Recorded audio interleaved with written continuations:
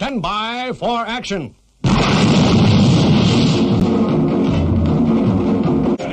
Anything can happen in the next half hour. 5, 4, 3, 2, 1.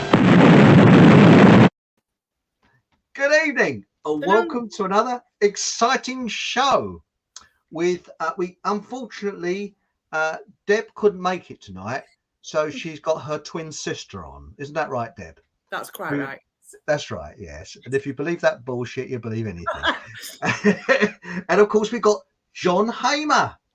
Yes, she came on kicking and screaming, and people, by popular request, people are saying, "What's happened to John?" Not exactly in that term, you know. But we've got loads of call-outs tonight, and we got this sort of special show because we're going to leave it open to the chat room where it goes. So it's really exciting, you see. Yes. Now I've got a particular interesting call out as well, an announcement to make. So there we go. First of all, I promised Joe Lanza to give a call out, you see, and on Friday, the 11th of November, in the Harlow area. Hang on, I better put a dough flop at the bottom. A dough flop. Where's my banner things? It should be highly organised. Here it is. Is that all right? Here, Joe. Now that's her phone number. Joe on 0736 728 1033, and they're going to do. It's 25 for the old folding stuff. You go there, Sheets. And it's on the 11th of November, which is Friday, and it's a gong bath.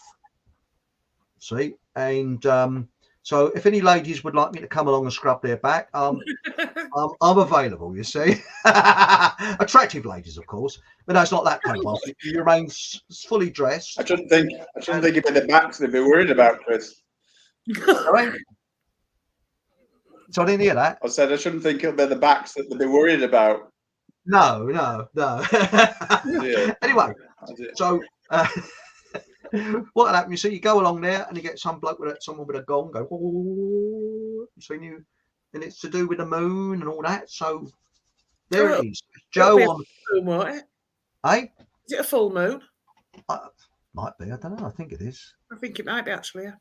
Yeah. So there we go. So there's our phone number: 0736 728 1033, and it's in Harlow, in Essex.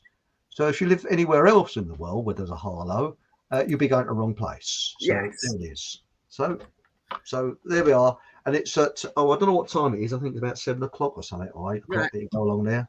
Do you have your gong? Oh, you've got to take. Just around the corner for me, isn't it? Sorry? Yeah, just here we go. The corner, Arlo. That's right, Arlo. And then, of course, we've got Ken in Kent.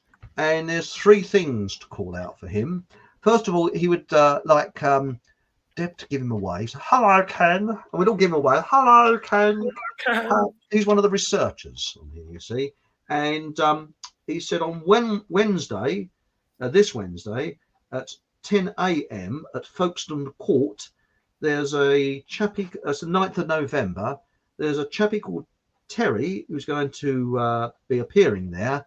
And it's about council tax. I don't think he's paid it, and he's refusing to because obviously it's a legal requirement to pay council tax because it's a contract. And so everyone's going to meet outside Folkestone Court, and apparently it's the main entrance at 10 o'clock. Right. So if you want to give him some support, nip along to Folkestone at 10 o'clock, the main entrance, and give Terry some support. You see. Also, the stand in the park in Kent. The Moat Park one is been reinstated because it all folded up once, so they're going to reinstate it again. And that's in Kent, and they stand by the new cafe, and that's at 10 o'clock this Sunday. Right. And what else is there? That's about it, really. Now, do you want to make the announcement now? I'll let the audience sort of sweat a bit. What do you think? You. Yeah. Can I just make an announcement before we? I just make an announcement before we begin the show? Mm-hmm. Thank you. Yeah, for those who are interested, and even for those who are not interested, I am speaking at a conference in Battle near Hastings. Ooh, The weekend of I think it's the 16th to the 18th of December.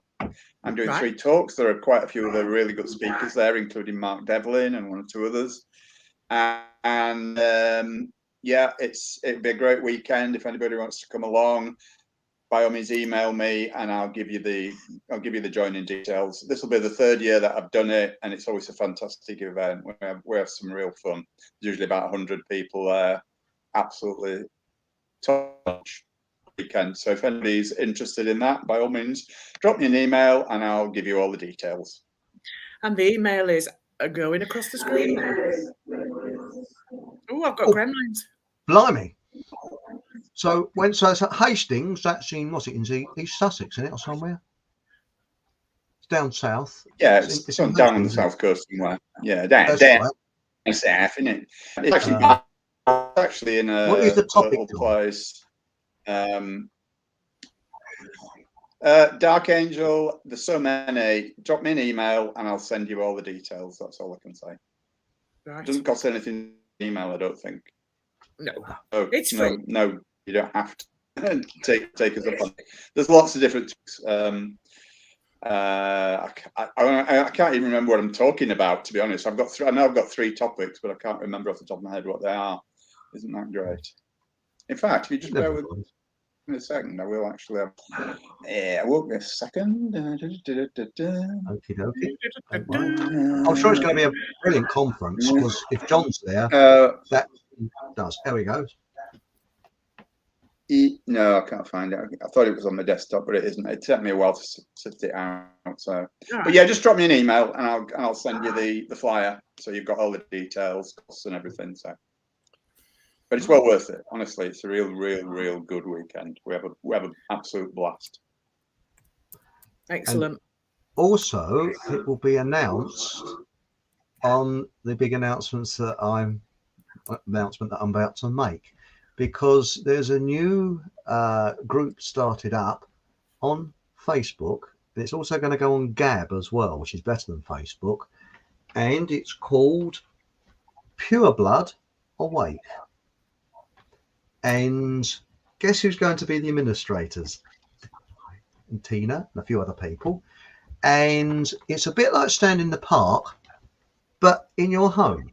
Yeah. And what you do, if you're in an area, you'll say, well, I'm going to meet at the such and such a pub or such and such a cafe at 10 o'clock. Because Stand in the Park is brilliant in Australia, but quite honestly, midwinter, say January, if it's wee-weeing down with snow or rain, are you going to stand in a park to have a chat? No. So this is really, we're not competing with Stand in the Park. We are from Stand in the Park as well. What it is, it's something like and we're nothing to do with Stand in the Park, but it's something especially for basically Britain. Yeah. So that people, when it's a terrible winter, and I suppose in many ways it enhances Stand in the Park, really, because people that don't know about it. Yes, a sort of a branch, but we're still members of it. So there's no competition or anything. But that's the thing. And what you do is you just get a piece of paper when you go into a pub or cafe and write on it, Pure Blood Awake, and stick it on the table like that. So that people will be able to, when they walk in, they just see it there. It's really that simple. Just put Pure Blood Awake and put it on there. There's no logos, no signs or anything like that. Or if there's a shelf behind you, put it behind the shelf. And just write it on an ordinary piece of paper so that people know who you are, where you are, and all that. And if you want, you can bring some little chocolate bars with you and have a little chat. So you know that people, because it can be very lonely if you haven't had any of the toxic in your arm. Yeah. And you want to meet other people that haven't had toxic in their arm. Yeah. So that's it. And you can be anywhere in the country. And John's, your conference that you're going to, John, I can put that on the events thing, because there's an events line on there. So put that on. I've just pulled it up now on my screen here as we're talking, just to let everyone know. The speakers are myself, Mark Devlin, Gloria Moss, who's appeared on Chris's show before. Lady by the name of Catherine Armitage. Sam Osmanagich, who's talking about the pyramids as technological devices. Somebody called Sandy Adams, who's talking about Agenda 2130 and the Great Reset. Mark Devlin's talking about the history of MK Ultra and the links to entertainment and celebrities. He's also talking about the Tavistock Institute and social engineering. I'm talking about the evolution deception. I'm also talking about Jack the Ripper and the Princess Diana connection, and also a bespoke presentation that I put together called The Descent into the Abyss of Extreme Consumerism. Right. Yeah. All sounds good. There you It's go. always too far away from me, that kind of thing. Yeah. Well, for me as well, but unfortunately I can't get out of it. Yeah, that's true. It's about a 7-hour drive for me. Blimey. By the way, as your car now, it was Tom and Dick earlier this year. Is it all right now? John? Yeah, it's okay. Yeah, thanks. Yeah. Well, yeah, tonight it's all better. It's all mended and fun. The name of the show is the Fluoride Smile. Now, the Fluoride Smile is sort of like that. And to me, it's as if they've been touched up, but they don't want to show that they're enjoying it. You know what I mean? It's sort of like that. And I call it the Hancock smile because, you know, Hancock, he's got that sort of, yeah, it's sort of weird, isn't it? You know, the touched up look. That's what I call it, sort of like this. But I said, so I sat here and I did a little bit of research, bullshit, and I said, John, what are you going to talk about tonight before the show? And he said, I don't know. I thought you were going to. I said, no, I thought you. No, and I said, what are you going to talk about? So we're a little bit. We're opening it up to the chat room. Yeah, ask me a question. There are some questions, but I can start off. I was going to talk about my pet subject, which is narcissists and things like that. And we're going to do a future show because I've had a load of emails from people. By the way, hello, Ted. And also, oh, blimey, I've forgotten his name now. But the fellow from Mill Hill, anyway. He'll probably be on here in a minute. What's his face? What? Oh, God. Very nice. Mill Hill. Mill Hill. And I was talking about sort of, they sent me sort of some things about weird dates they've had. So, because when you're a little bit sensitive, it's a little bit sensitive, you've got HSP, a highly sensitive person, and you're a bit empathic, you attract narcissists and people like that, like bees around a honey pot. Yeah. And you have very, very strange encounters.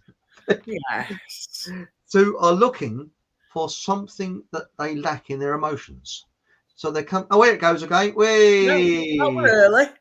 That's early, wasn't it? Yeah, it was.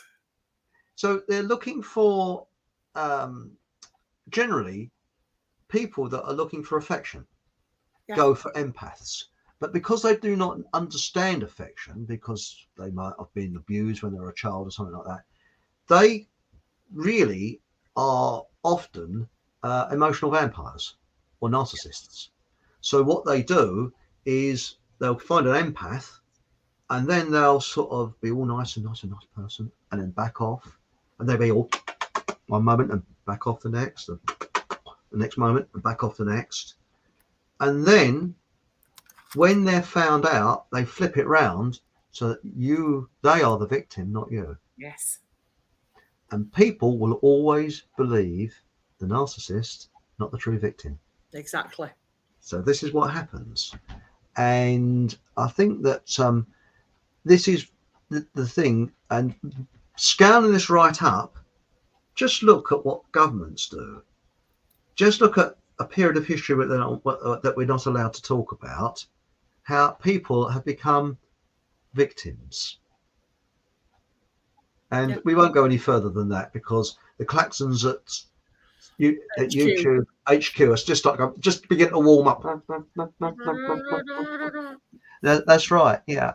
So that's really it. But the other thing is hypnosis by television. That's it. Gaslighting. That's it, Bob. Yep. And also, I mean, if you said, look, This is the evidence that people don't want to know it. Now, you think about it, it's a sort of narcissism. You go up to somebody that's had all their, and you say, there's the evidence. By the way, that's the graph I did the other week. This is the evidence. Now, they don't want to know. No. They're right. And I've had this with a narcissist. You show people the evidence, they go, no, don't want to know. No. You know, and that's it. Yeah. That's what they do. Narcissists called always cognitive change. dissonance, isn't it? Yeah. Well, that's right. My sister, she was the victim when she was the victimizer. My brother-in-law, and then a few other people I know, which I won't go into, have been the victim when they're the victimizers.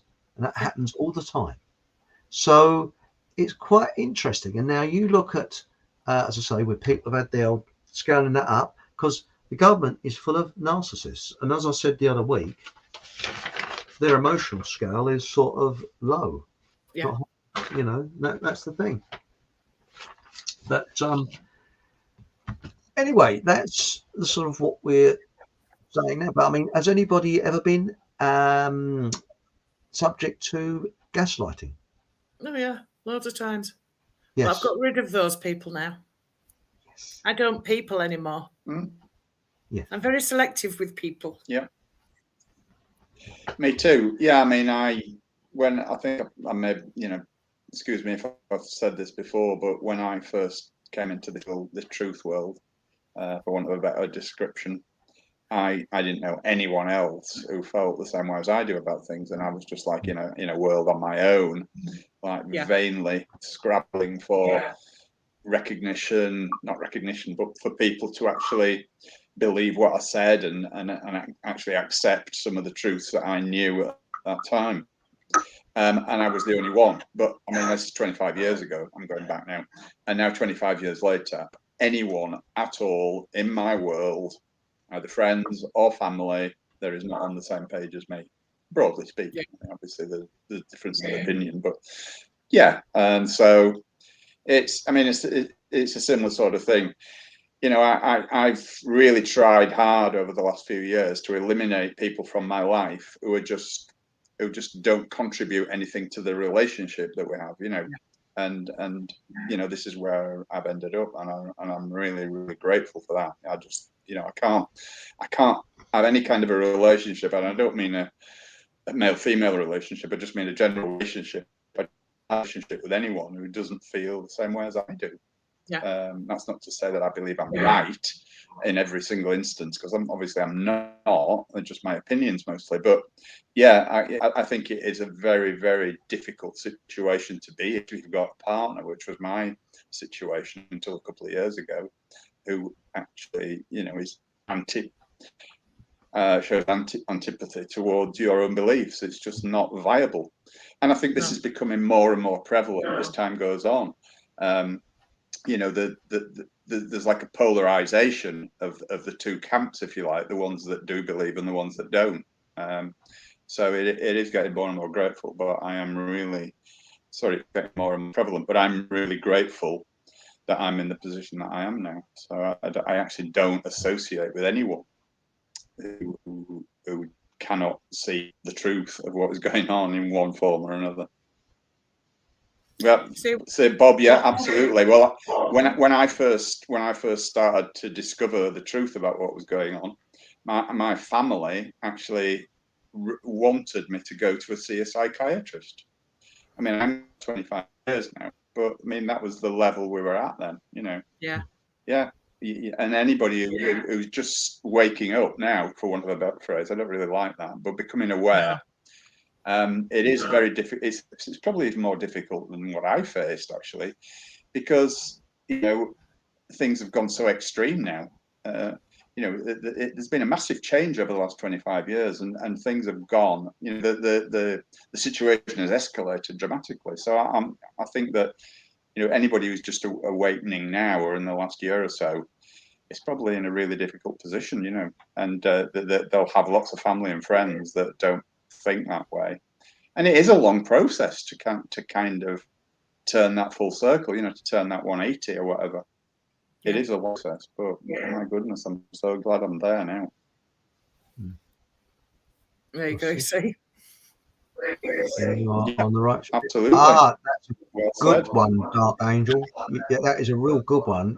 Because Yeah. I think Yeah. that also there's only 30% of us, give or take, that are awake. So we are in the minority. And of course, I won't go into. Do you think it's as much as that? I mean, I wouldn't Yeah. have said as much as that, Chris. But I mean, you may have evidence to back that up. I don't know, but is it really that high? Yes, it's called MASS and then the formation, which when we did a show about it with Professor Gloria Moss, it got taken off of YouTube, but I noticed they've actually put it back on again. So, but you can see it on my BitShit channel. And of course, well, I know Gloria. Gloria does a lot of great work on researching that kind of stuff. She's very, very adept at that particular element of it. So, yeah, well, if she says that, then I would be inclined to believe it. Yeah. Well, it was a chap in is it Denmark? No, he was over in Europe anyway. Please don't hold me on that. He might be Danish. I don't think, or Dutch. I don't know. But let's look. He was European anyway. He's a professor that's gone into it, and I can't think of his name. I'm sure someone in the chat will tell me who it is. But I'm trying not to mention the word because again, I got banned when we did that show about it.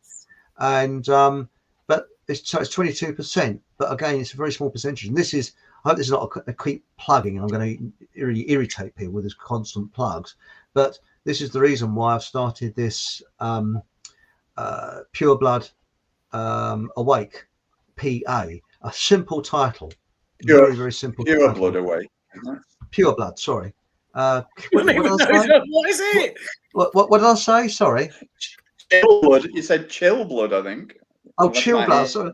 Earrings going. I think it's this that's actually making a bit of an effect somehow. I don't know quite why, but because I take to people, yes, I had tea total, but I've been a bit depressed over the last couple of weeks. I'm all right now. I'm quite happy. I got so used to drinking a Guinness during the show, it's sort of become a bit of a habit. I'm not tiddled. I'm very sober, but I was 3 shows ago. But I'm not. I'm quite sober. We believe you. Yeah. Okay. Yeah. But no, I think that this is the reason why I've actually started this, because I think there's a need for it. And people that might be living up in, I don't know, Aberdeenshire or somewhere might be feeling very, very alone. And you could just get on there. I don't like social media. And I know you, John, won't go anywhere near it. And I appreciate that fact. But sometimes, because let's face it, it is an information gathering service, isn't it? Especially with Facebook. And it's poisonous. I agree with you. I 100% agree with you there. But the thing is, how do we start something like this? We've got to sort of use them. And that's the reason why I'm going to have a backup channel on Gab. Now, does everybody know about Gab? Because Gab, you can say what you like on there. Yeah, there's absolutely anything. You name it, it goes on there. Yeah. So that's why if it goes down on Facebook, which even the title, Facebook might not like. I can't see anything in it. Pure Blood Awake. Might be talking about racehorses, mightn't we? Yeah, exactly. Yeah. Yes. Or dog breeding or something. Yeah. But so that's it. And one thing I will add though, it's not a lurid site. It's not for swingers, weirdos, train spotters, and people that drive 2 CVs. I'm like French cars. So we're definitely not, I love with the exception of people that drive smart cars. That's all right. Yeah. That's a close one. In those of us who are awake may still not know the whole truth. There is a lot yet to be revealed. Yes. I was looking at a woman that we find out no matter how long you've been doing it, you find out more information every single day. Yeah, you do. There is no definitive truth anyway. Well, the tenets of philosophy. Dark Angel saying, I come here to hear opinions that sometimes make me uncomfortable, but I need to hear them. Correct. Agreed. And let's face it. We all do, you're right. Yeah. That's why, let's put it this way. Years ago, I used to believe that 3 men went to the moon in a tin can. Yeah. And when I was a little boy, And someone said they It haven't was only landed 2 on men, America. actually. No, of course they have. Look, I've seen it on television. It must have happened, and I'd have argued until I saw the command module, and I thought, nah. and then also learnt about the 400-mile Van Allen belt, which is just pure radiation. That's right. And also, why do they need a big rocket that goes and it takes off? Why couldn't they have had like a big balloon that goes like a sort of fart? I mean, wouldn't that have been boring? If everybody gone there and we have liftoff. You know, they've got a hold in it, you know. But it has to be something explosive and dramatic, doesn't it? I mean, it's all so Explosions. Yes. Who wants to hear farting noises? That's right. And they don't show the bloke lighting the fuse, do they? No. Bloody great. You know, Trying to get his lighter going. Like bloody Bluetooth. oh shit. But what I like is these, when you sort of, these know-it-all arseholes at the BBC. Well, this is highly technical here, you know, and this is happening and that's happening. Sorry. Yeah. But what was it? Bob Hollyoak said that he's done with Facebook long ago. I agree with you, Bob. I wish I could do without it. But the trouble is sometimes you've got to get in bed with the devil, metaphorically speaking, because how else do I start this off? Because let's face it, Gab, unfortunately, I'm going to be honest here now, is cul-de-sac, isn't it? There's very few people on there compared with Facebook. Yeah, you'd think it'd be more popular. Yeah, and it's brilliant because Twitter look like, isn't it? Not a Facebook look alike. What's that? It's more like a rival to Twitter, isn't it, than to Facebook? Yeah. And I don't get on with Twitter. I don't like it at all. But the other things like BitChute. Now, I've got a BitChute channel, but when you look at the audience figures on there, it's bugger all compared with YouTube. I think there's, you know, and it's a shame. And also, do you know that BitChute, I said this last week, they're starting to do censorship as well because they've taken Brian Rouge's channel down and Dennis Wise's channel down. Because it goes against. Yeah, I mean, there are others besides BitChute. I mean, there are places like Rumble and I can't remember the others. There's loads of them. Yeah, there is. But the problem is, they don't get the numbers, do they? Well, that's the trouble. And you've got to pay to go on Rumble to broadcast live. I mean, you can't use StreamYard on there, I think. I hear what you're saying about numbers, but at the end of the day, if you get banned from YouTube for saying what you really want to say, then the numbers are zero, aren't they? So in that sense, the numbers are better on places like BitChute and Rumble and all the others whose names totally escape me because my brain's going soft. Obviously. So yeah, I mean, you know, a percentage of something is always better than, you know, a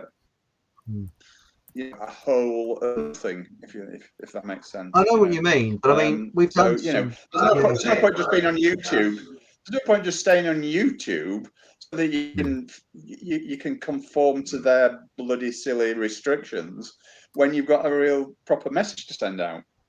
You're better off doing it on a channel, and you know where that will accept what you're saying, because otherwise you get them out at all. So what's the point? You've got a good point there, John. But the thing is, how do I get? You see, StreamYard works on YouTube. One thing, I like to have 3 people on the show, so that's a technical obstacle if I go on to Rumble. The second technical obstacle is, are we going to have many people in chat on Rumble? And the third thing, we've got to pay for Rumble. This is free on YouTube, but it's not on Rumble. Now, to pay for it, then I'd have to keep doing this kind of, you know, please send your money in, please send donations to keep it going, because it's got to be paid for. And that's the thing. That is the downside of Rumble. And I think it is big in the United States. I don't know about Great Britain, but I do know that there are people that's gone over to Rumble. But of course, they had a big audience when they went over, and they lost a few. But you know, who's going to go over to? I have a BitChute channel.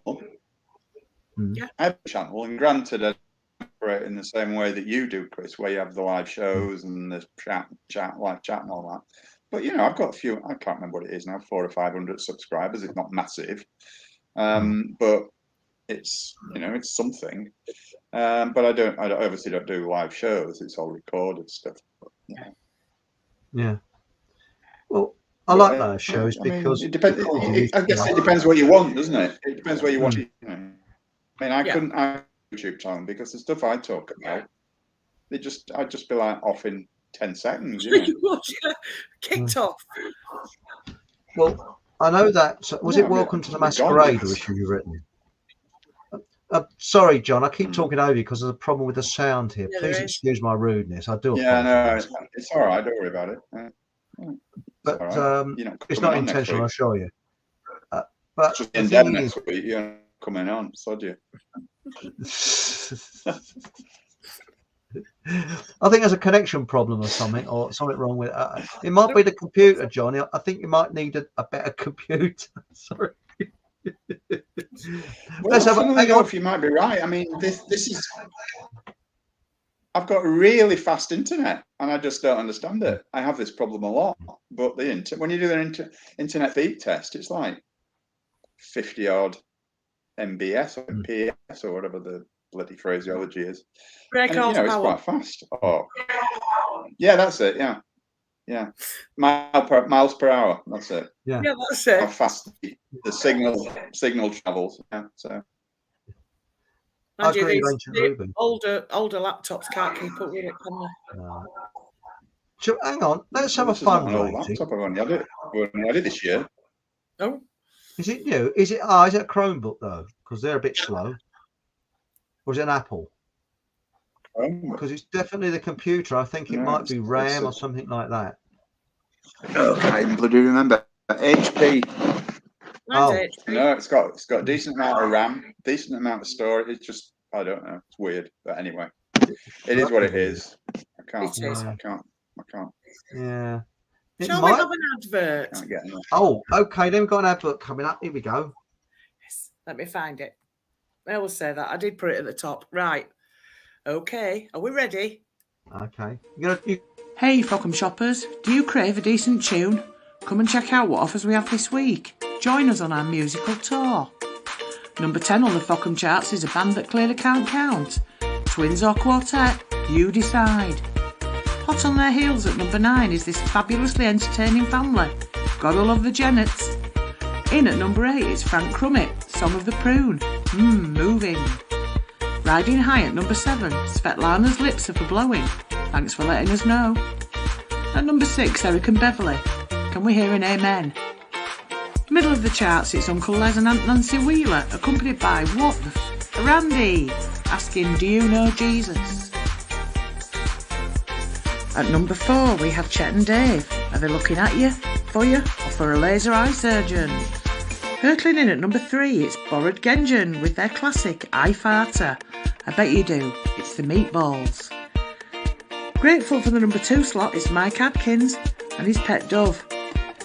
And at the top slot, number 1 this week is this bloke with his own musical twist. He likes the musicals. So come on down to Fockham Discs. You'll be glad you did.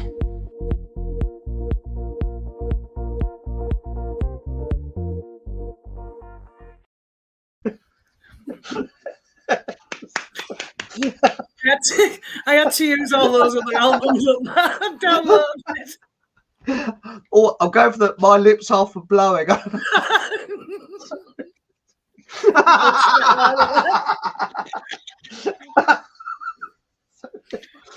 I don't understand that. I like Chet and Dave myself. They're looking at you. You're bleeding now.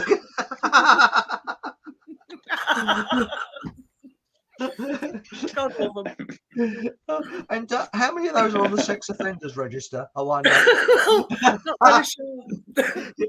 That'd be an album, wouldn't it? I'm on the sex offenders.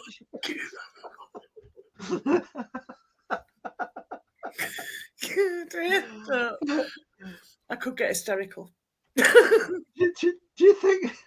Oh, that's classic, Deb. You've done a fantastic job there. And an help this afternoon. I'm getting really good at this stuff. That's brilliant, isn't it? But people actually bought those albums. Yeah. Oh, I remember Fart is an actual album. I A farted. proper- Was it? They're a family. Means my father or something like that. Yeah. I Probably don't does, know. yeah. I'm just guessing because I don't speak Not sure it Swedish does. or Norwegian or out to Mongolian or whatever that was. I have no idea. I tell you, I've often thought of doing the world's worst record. Did you know what the world's worst record was? And it was voted, I think, in the 1980s.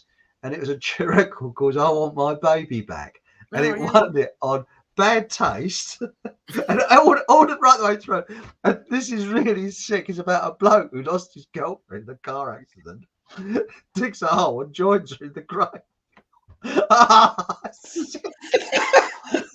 Yes, and you can look it up on YouTube. I Want My Baby Back. I mean, it's so, it would have to improve to be rated as shit. I mean, that's how bad Yeah. it is. But that's seriously, that is what it was. We were driving home and we had this serious accident. There was my baby, and I looked around and there was my baby, and then I looked over there and there was Smashing. was one. Oh, it is so sick. It's sick on sick. It really is. Yeah. But all one hearing that bloke was it the Song of the Prune? That's Yeah, a bit moving, isn't it? More ways than one. That'll get you going, wouldn't it? Yeah. It's certainly Very moving. very moving, isn't it? Yeah. There is Fred Crowett's movement. He could be a composer, it'd be his first movement.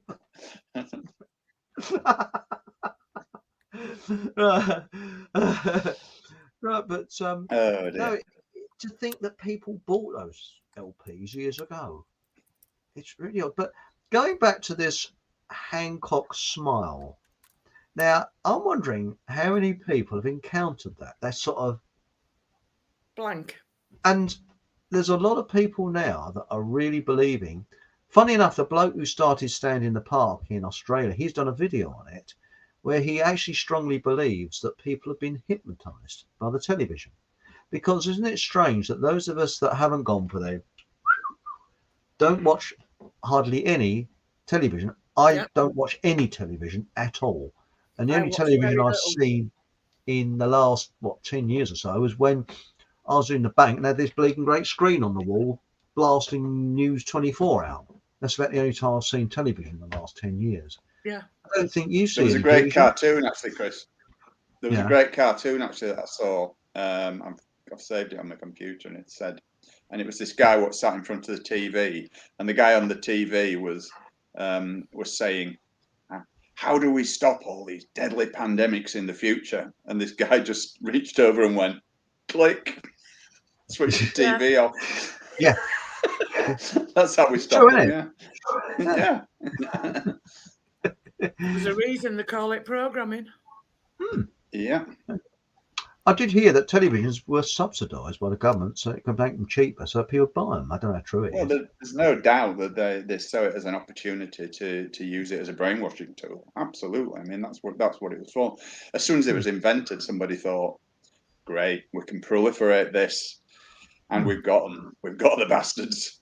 Yeah. And it's right. Yeah. And by the way, Deb, you seem to have shrunk. I don't know are you all right? Yeah. Are you feeling okay? I've shrunk into a circle. Yeah. How did you do it's that? funny. It's someone called Angela. Hello, Angela. Hi, Peter Chris. Well, the funny thing is that here I'm known as, because I like to confuse the establishment, you see.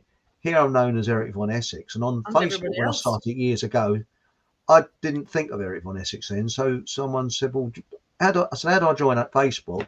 They said, well, think up a name. So I couldn't think of one. So I thought, Peter Croft, and shove that on there. Yeah. And I wish I hadn't done that because I can't change it. So I'm Peter Croft on Facebook and Eric von Essex on here. But in reality, my name's Chris. So that's how I like to be known. Yeah, it's all very confusing. But anyway. It's very confusing, isn't it? Hope you all catch up with that. Yeah, but you'll see Deb on my new group thing on Facebook.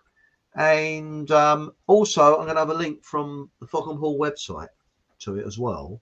So if Facebook take me down, at least you'll be able to go over to Fockham Hall, my Fockham Hall website, and see what's happened. So that's the sort of central place that you go. But no, this, you know about the subliminal strip. I assume the audience does. Do you think? Do you know? I guess you know about it, John. Don't you? The subliminal strip. I know about subliminals, yes. Well, what Yes. happens in the 1950s, I believe this was, they discovered that in a cinema, if they put a couple of just stills of a product they want to sell, let's say hamburgers or whatever, when they're showing a film, Yeah. your conscience would see the film, but your subconscious would see the subliminal strips. And after the film, people will be queuing up for hamburgers or whatever and not knowing the reason why. Yeah. Well, apparently on American TV in the run up to the 2000 election, which was Bush versus Gore, they actually, the Republican Party actually showed, part of the political broadcasts or whatever their equivalent is, of a picture of Al Gore immediately superimposed on it was a pig, but it was subliminal. It wasn't, and this is real. This is not something that somebody's made up. This is actually happened. Yeah, because they knew that it kind of gives that connotation of likening Al Gore to a pig, which you've got to admit is not far off the truth, is it? Really? Well, not really. Mark, right? You could apply that to Bush as well. To be fair, let's not be political about it. Well, you're spot on there, because the first Gulf War, in those days you had video recorders, and I was videoing Summit. I had a television then, and Summit happened was either late or early, but I had to edit it, you see, and the BBC News came on, and I was doing it frame by frame, trying to take the news off, and they had the subliminal strip of a howitzer gun, just a couple of frames, and that's how I saw it. It's very brief, a howitzer gun, and off it came. Yeah. When was the first Gulf War? Like 2000, 2001, wasn't it? So that was a little bit odd. Yeah. The first Gulf War, it was 93. 90, was it?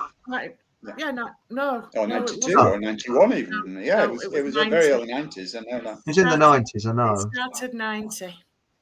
1990? 91, yeah. Oh, I well, only know that. time flies. Time fly when you're having fun. It certainly does, doesn't it? And I'll say about what Jay said, sad news on death of Ross from Britain's Hidden History. I've never seen Britain's Hidden History. No, I haven't. I haven't. And the other thing is Richard D. Hall. Now, if you go onto richplanet.net, that's his website, they're going for him big time. Yep. And the BBC, and he was the one that talked about the what happened in Manchester, and also that little girl that went missing in Portugal. Yep. And he did he does fantastic shows. I've met him several times, I know him. And I've written I've read the hatchet jobs that the Daily Mail and the BBC have done on him. And it's not very nice. And there's a chap called Neil, who was that bloke there? Neil something or other. Can't remember his name. I know who you mean. Down. Neil. Down. Neil Down. Neil. First name that pops into my head, Yeah, and he's actually gone against him, which is sad, because he was a sort of like a psychologist bloke. I can't think of his name. Neil Sanders. Thanks, Nigel. Thanks, Big Bobby Dazzler. Neil Sanders. Yeah. I think it was either on the BBC one or the Daily Mail one that Neil Sanders has actually gone against Richard D. Hall. So Richard needs as much positive thought from us as possible. Let's put some real positive thought in his way. Do you reckon we need some tinkly music? No, I think it might help, yeah. Yes. So if I can find a bleeding tinkly music, here it is. Here we go. So it's tinkly music time.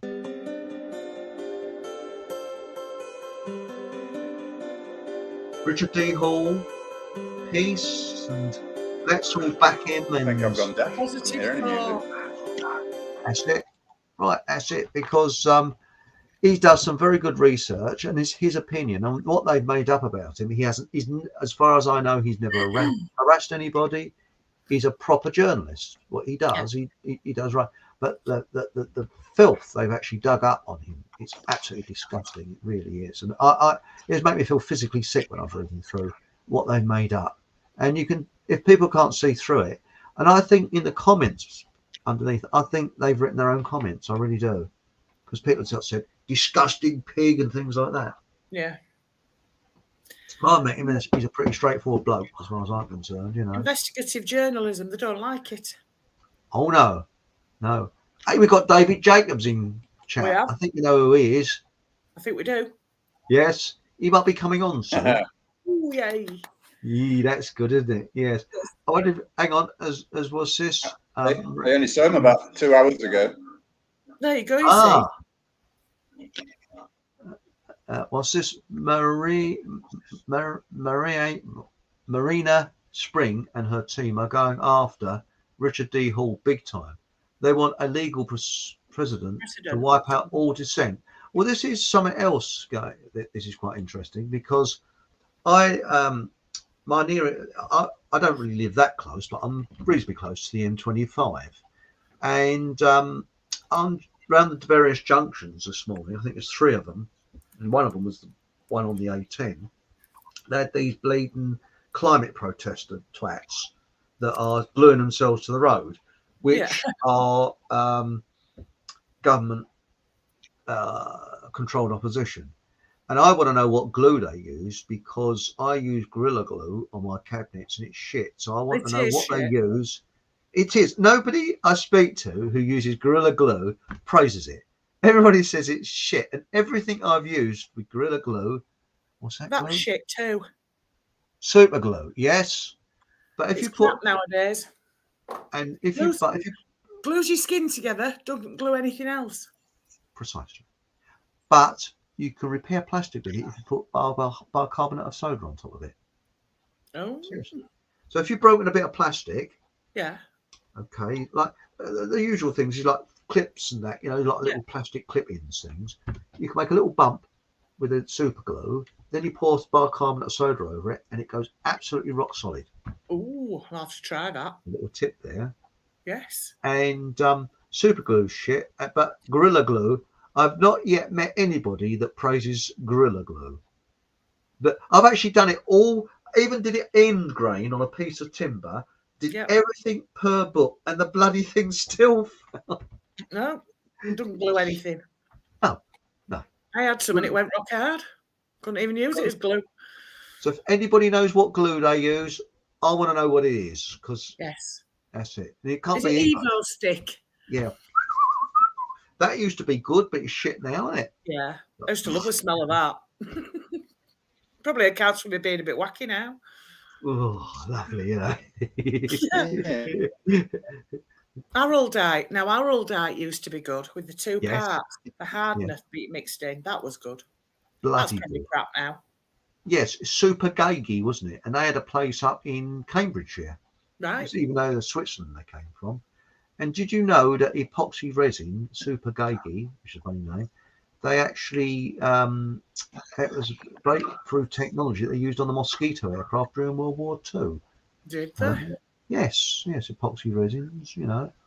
But I usually leave the E off the beginning and say it's epoxy bleeding resin. Yeah. Epoxy resin. Yes. Jay's just made a comment there. When it pops up on the. It's very slow tonight. There's something going on. Hang on, shall I try it? No, it's on the. No, it isn't. Where's Jay? Is you that one? Anyone remember Jordan Maxwell? Is that the one? That's the one. Yes. Right. I couldn't see that. Strange. Anyone remember Jordan Maxwell, the best researcher I've ever listened to? I've heard of them. Yes. Is he gone? I didn't think. I think is he passed away? I hope not. I think he has. I think he just died just recently, hasn't he? Oh dear. Sorry to hear that. Yes, he was a nice guy. Recently, Richard D. Hall is a national really hero. is. Yes, I've shaken hands Well, with him. That hand. So if any of you want to, you know, Yeah. quid up and give a handprint, you know, his exposure of McCann's and Joe Cox are superb. His tenacity reminds me of the displayed that displayed by Chris Spivey or Spivey, whichever one you call it, when he wrote his Lee Rigby article on the drummer man. The drummer man, sorry. Yeah. Well, surely if you disagree with someone, you know, to me, that's how you learn, by disagreement. And if someone's talking shit, then surely it's up to me and you and all of us, you know, John and that, to say if someone's talking shit. Yeah. Yeah. That's John Maxwell died. John Maxwell, unfortunately. Yeah. Well, you know, it's sad. But mind you, I'm quite envious of you, John, because you've actually met one of my heroes, G. Edward Griffin.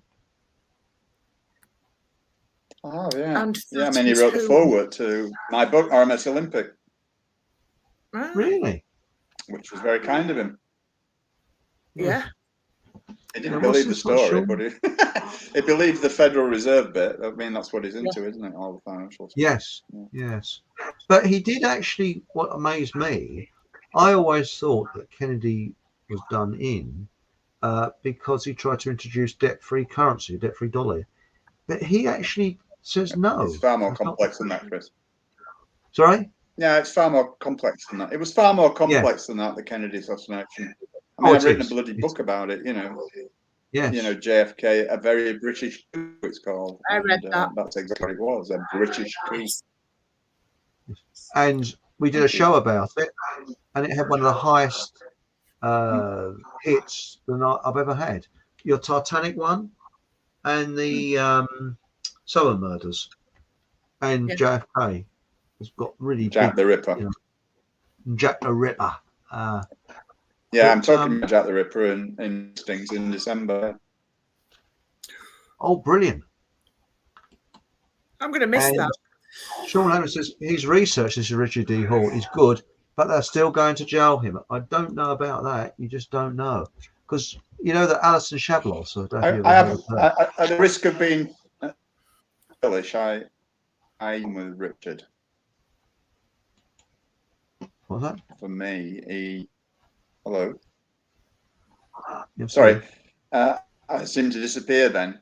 I said I've just got one problem with Richard, and that is that he doesn't join dots. Everything's an isolated instance to Richard. He doesn't seem to understand the bigger picture. I might be wrong on that, but his work doesn't shout that out to me. You know what I'm saying? I mean, he's a great researcher, don't get me wrong. Some of the stuff is just absolutely incredible. You know, the stuff he did on the McCanns, and as Dave Jacobs said, you know, the Joe Cox thing, it was just magnificently researched. I could never do stuff like that. I mean, so I do hold my hands up to the guy, but he doesn't kind of look at the bigger picture, you know. Perhaps it's an unjust criticism, but it's what I believe. I think you've got, you know, I think we've all got our failings in some way, but he is good. I mean, as I say, I've met him several times. He comes over as a really genuine bloke, you know. Join the dots, that's right. Yeah, says Bob. But I think that one that he did, the Apollo, is why he went to America. And there's a chap that's witness statement expert. And that was so revealing, because he said, if you tell a lie, you kind of distance yourself from the situation. For example, suppose now I'm sitting in Hertfordshire now. Suppose I said, oh, I'm in Edinburgh, all right? And I had to lie that I'm in Edinburgh. You'd have people saying, oh, was the traffic bad there today? And I go, oh, I don't know. I was in all day, and, you know, distance myself from, you know. Now, Dark Angel says, I agree, John. Can't see the trees from the woods. Yeah, you got a good point there, you know. I mean, I don't like to be too critical. I mean, I'm not putting myself up as being perfect either, but that was just a, you know, throwaway comment, really, that he doesn't look at the bigger picture. Yeah. But the thing is, we've got to back him, because let's face it, once they go for Richard D. Hall and other people, they're going to go for us after that. Yeah. and anybody that just questions any of the narrative. But to me, Sorry, that's showing. What's that? I've just read It was very good indeed. Obviously, not in the league of the great John Hamer, but excellent nonetheless. The check's in the post, mate. Yeah. That's yeah. That is a real excellent one, you know. But do you think we need a plug for your book, John? Now, I think absolutely. I mean, you could never, you know, you can't have too many plugs for my books. You know, it's right. Now, I'm going to try and find. Can you do a filly whilst I bleed and find it? Yeah, no. It must be here somewhere.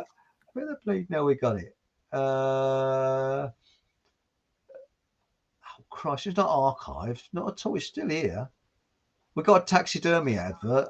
You could throw that whilst I'm looking at it. That's a point. Oh, that's right. That'll be close enough. Put the taxidermy advert on whilst I look for it. This is a non-paid-for advertisement from FHL. When a dearly beloved pet, wildlife, or even roadkill departs to the afterlife, we miss them very much. Well, miss them no more with the ultimate in taxidermy services from Stuffed. Do you want to capture your pet, a wild animal, or even recently recovered roadkill in their natural stance? Our dedicated and talented team at Stuffed will cater to your every need. They will make your dear animal look as though it could move at any moment. The lifelike quality is truly amazing. Marvel at the stunning reconstruction of your animal in their favorite pose, heartbeat not included. Watch TV, read a book, or do some cross-stitch, safe in the knowledge that your pet, or some other type of chosen wildlife, is always with you, and always watching something. Contact Stuffed today and let our experienced team bring your companion back to life. Again, heartbeat not included. This has been a non-paid-for advertisement for Fockham Hall Limited. Well, we got your advert, John. Here it is. So, right, sit back, ladies and gentlemen. Here it comes. An opinion can only be formed by looking at the evidence. Nowadays, information is overwhelmingly corrupted by corporate and agenda interests that often relies upon mass ignorance to survive. John Hamer is a best-selling author who cuts through the jungle of lies to bring you thoroughly researched information. His books are obtainable from his website, allthews.falsificationofhistory.co.uk, or Amazon, or if you wish to contact him, he can be contacted on jch120752@gmail.com. Thank you. Yes, thank you. Thank you. Thank you. So that's it. And also, you know, I know that Shannon and yourself, we wanted to do a promotion for your book. Was it Welcome to the Masquerade? But yeah. I think after about 30 seconds, I think not only the klaxons will go off at YouTube, but I think they're just sort of go, and then we'll go to the show. So, yeah, and drag you out. I was going to say, within 5 seconds of it going live, there'll be somebody knocking on the door, I think. Well, I was wondering whether we could do a BitChute recording, and then from the BitChute recording, put the live, you know, the proper show on BitChute, and then take little extracts that sort of, shall we say, the fluffy bunny type extracts out of the recording. Yeah. Just show little segments on YouTube. It's just absolutely an onslaught of non-PC, anti-agenda information. Yeah. I don't think there are any fluffy bunny bits, although if there are, it's only like and the and it and was. Yeah. Well, we'll try and find a way through, because it's got to be advertised, and of course I've got to do an advert for my dad's book as well, which Shannon kindly edited to put onto Amazon. And if you want to know about World War II, Right. the true story, not the amateur one, see below here in the comments section. No, not my crutch. It's below here. Not down there. And also, if you want to know about John's books, see below here as well. And if you'd like to buy Deb or myself, what about John? You haven't got to buy me a coffee yet, have you, mate? Look there. Yeah. No. Buy me a coffee. See, we haven't got you set up for the buy me a coffee, have we? Oh, we'll have to do that. No. So it'll be, so you can only buy Deb or me a cup of a coffee. I'd rather have a cup of tea, actually, but yeah, you buy John a cup of tea. Person. Yeah. No favoritism here. I'm pretty cheap. I don't take sugar or milk, so you know it's a pretty cheap. Now, yeah. John, a few tea bags, John. That's it. Now, John, what's your take on astrology? I'm kind of interested. Are you? Do you think there's something in it? Right. Or? I mean, I think there are. Yeah, I mean, I think real astrology is totally different to the execrable, popularized version of it, shall we say, that you see in the newspapers and on TV and all that crap. I think there is an awful lot to astrology. I had my birth chart ready because an awful lot of money. Yeah, extremely. I mean, it was astounding. Actually, I couldn't believe it when I read it. It was just so amazing.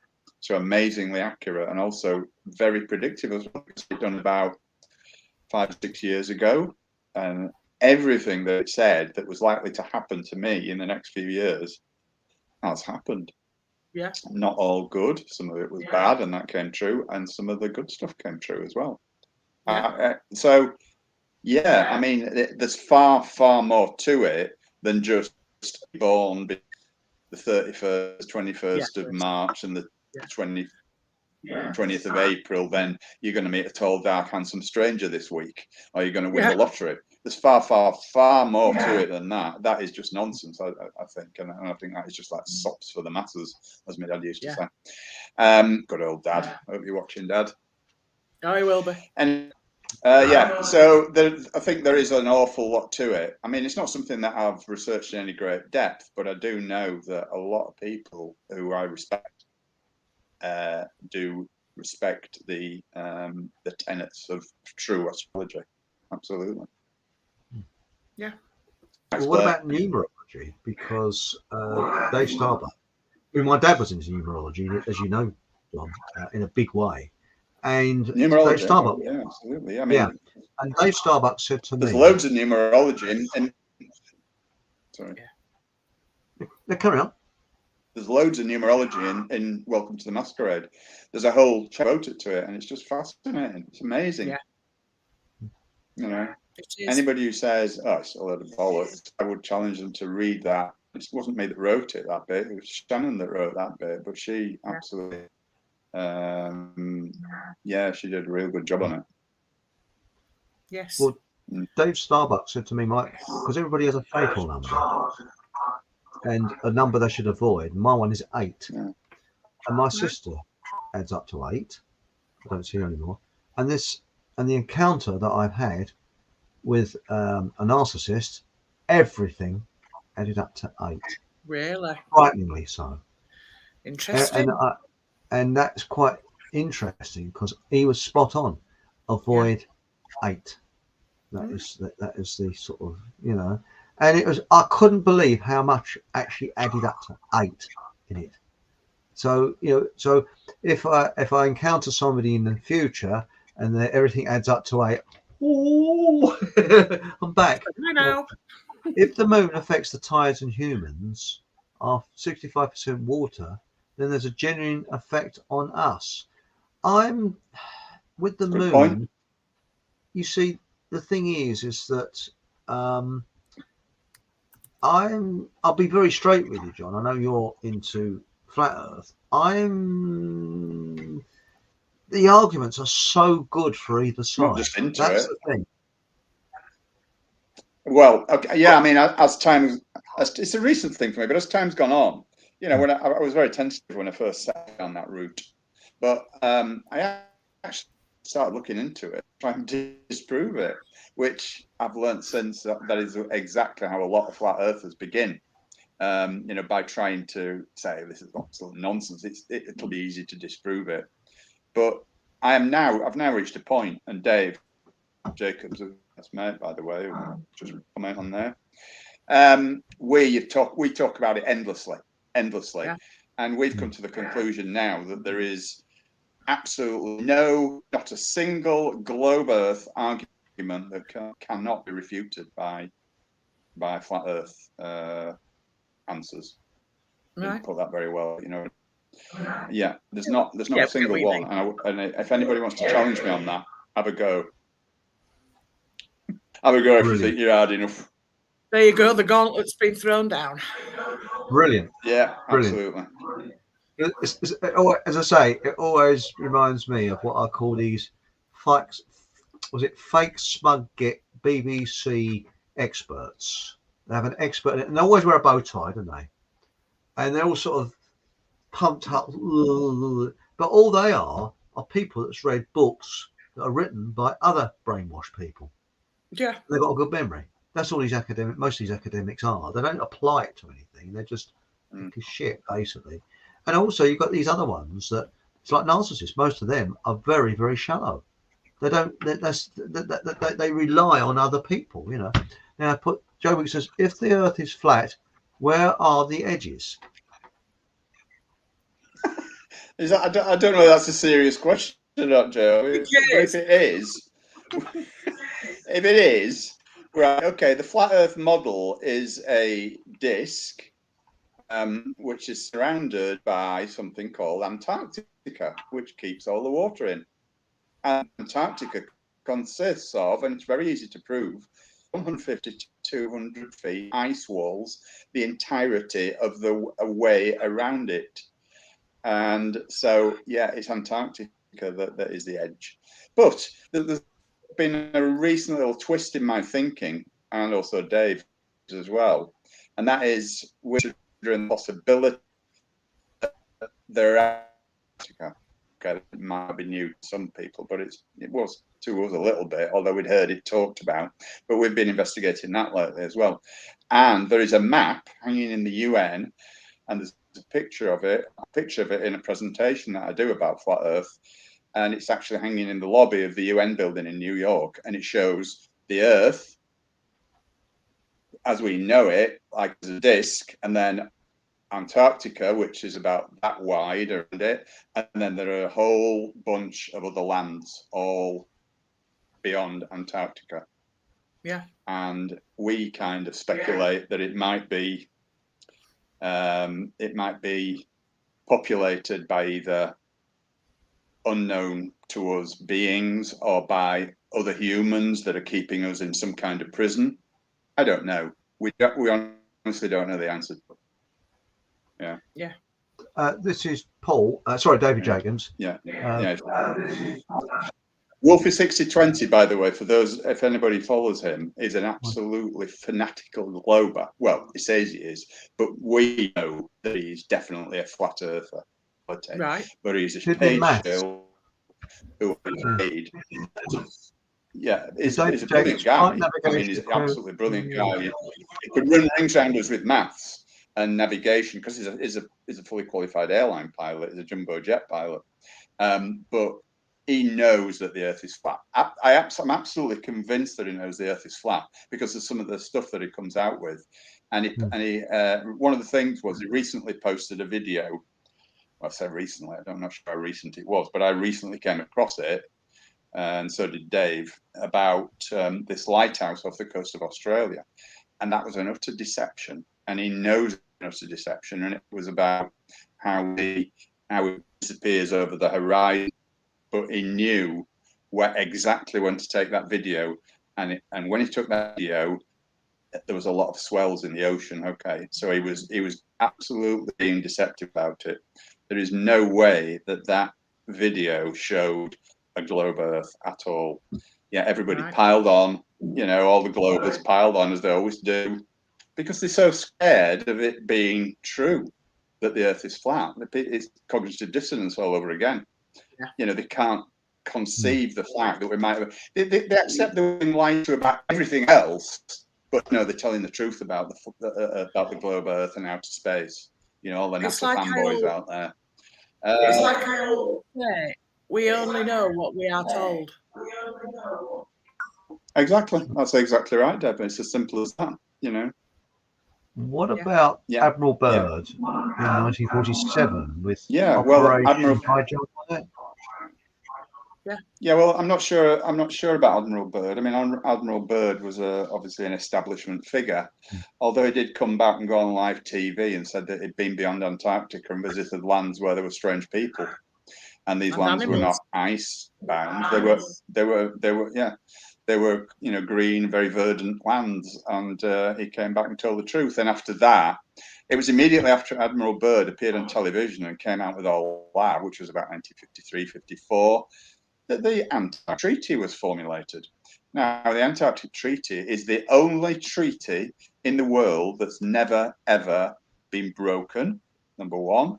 And number two, that's the only treaty in the world that's been signed by every single nation on Earth. Now, we need to ask questions about that. And the Antarctic Treaty states quite clearly that you're not allowed to go either fly or sail without express permission, which is very, very rarely given, below 60 degrees south. Right? Okay, so you're not allowed to fly over the Antarctic. You're not allowed to sail down to it.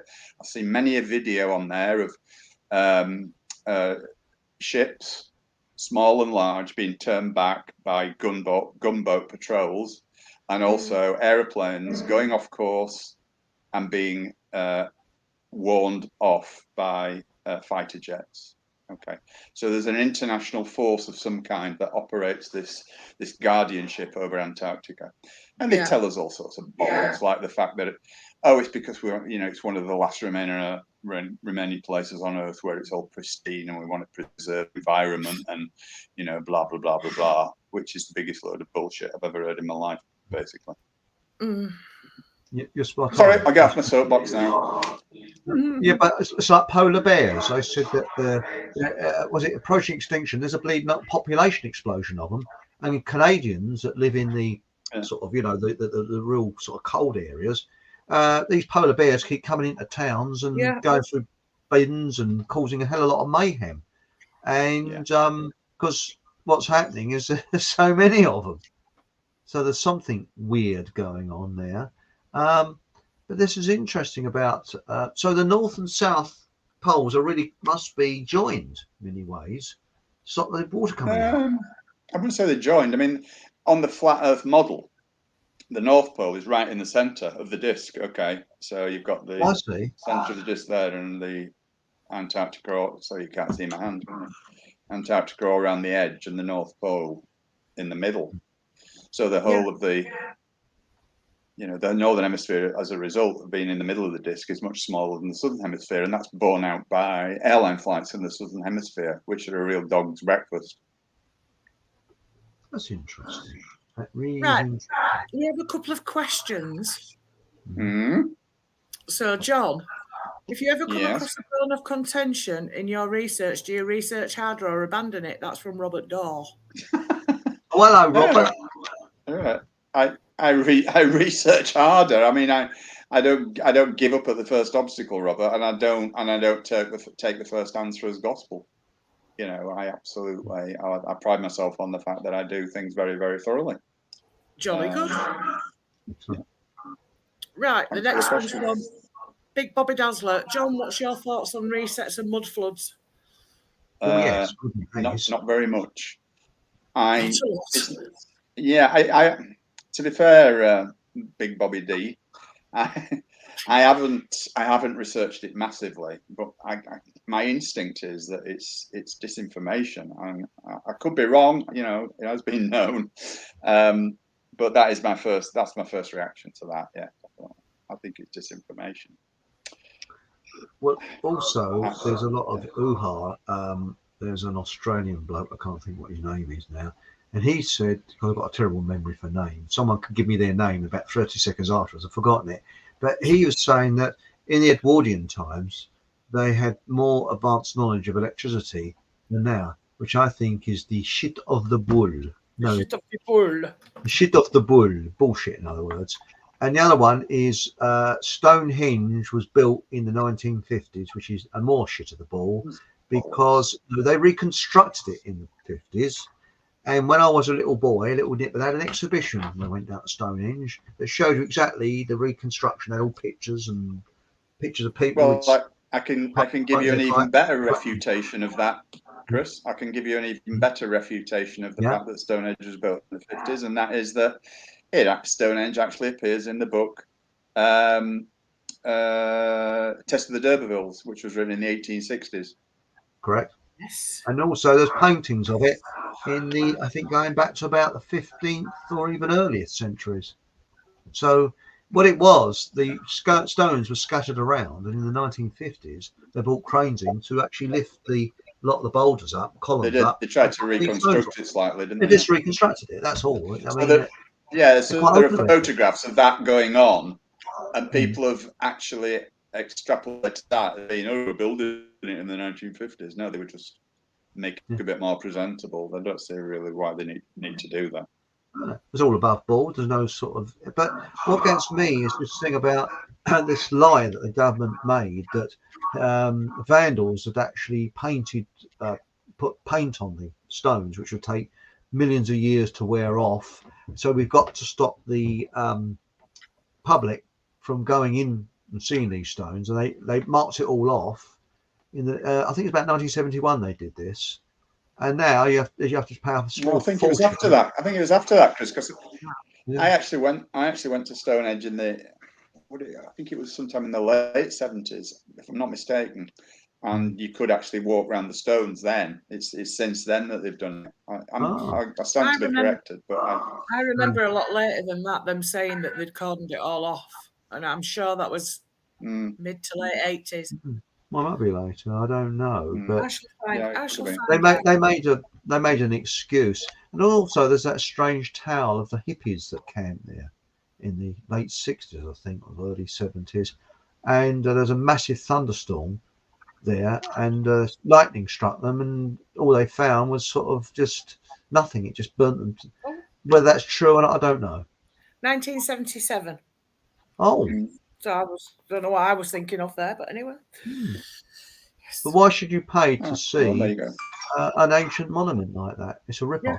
Apparently, you can't go up to the stones now. You have to see them from a distance. Yeah, they're fenced off. Yeah. No, that's right. Yeah, but like I say, when I went, it must have been sometime just before it happened. Then, you could actually walk up to the stones and touch them. Yeah. Yeah. You can still do that now at Avebury, can't you? I've been to the Avebury circle. Yeah, they are. But the trouble is, they're so. They use the stones in the building the houses, and it's so disconstructed. I was at Stonehenge Festival in '83, and we could walk around the stones freely. Oh, there you go. Because it's actually on a ley line, isn't it? And the strange thing is, why do they get this quartz stone, this black stone from Wales, bring it all the way from there? It's. I think they knew a lot more. The whole thing is very, very strange, isn't it? Yeah. It is. I mean, it's like the pyramids. I've got a video on, and it's a video from Australia. It's never been shown in this country. A friend of mine sent to me, and it said there's a chap that's gone into it, and he reckons they were healing centres, because inside a pyramid, it actually has a calming effect, and it can heal you. It sharpens knives, doesn't it? It sharpens knives. If you put a knife inside it, yeah. Well, I told you that story that when I was at work, this book Supernature, they looked into that, and blokes made a cardboard pyramid and put razor blades inside it, and they've sharpened. So there's a lot more about it meets the eye, and it's a bit like I was saying about Omming the other week. About when they go Om. Well, going a bit further, if you did not have a tongue, you go, oh, and put your tongue at the bottom of the mouth and go, oh, and that is an isn't it? Because it's supposed to resonate the resonance of the earth, and all that sort of stuff, or if you lost something, Blimey. I've just looked at comments here. The chat box the chat room is actually full up tonight. It is. We've a lot of people in. Hang on, someone says here, anyone else from London, or maybe just me? No, sorry, mate, it's only you because I'm in Hertfordshire. So. And I'm in Leeds. And John's in Barbados. Oh, what's this? What's this, Deb? Yeah, Barbados by the sea. I've spelt it all wrong. If you like Spocky Stoof. And subscribe to my next video release. Oh, hang on. I think we need. What do you think, Deb? I think we need this advert. Do you?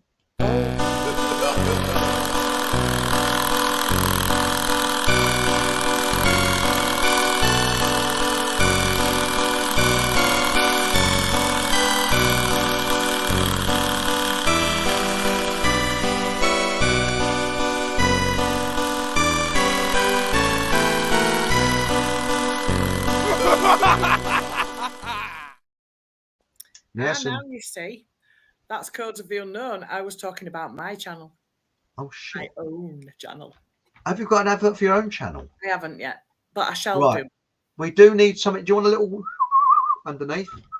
You're going to do a little do flop? I'll send you I'll send you what the is link. Your own channel? So, it's just my name. If anybody clicks on my name in the chat, it'll take you there to click on. But don't do it now because you're watching this. That's right. But when you've watched this, click on my name and it'll take you there, and you can subscribe. And also, as well as John Hamer's details about his conference, which he's going to give me after the show, you'll be able to see a link to your channel on Your Blood Awake on Facebook. See, we that is remember, it's an information.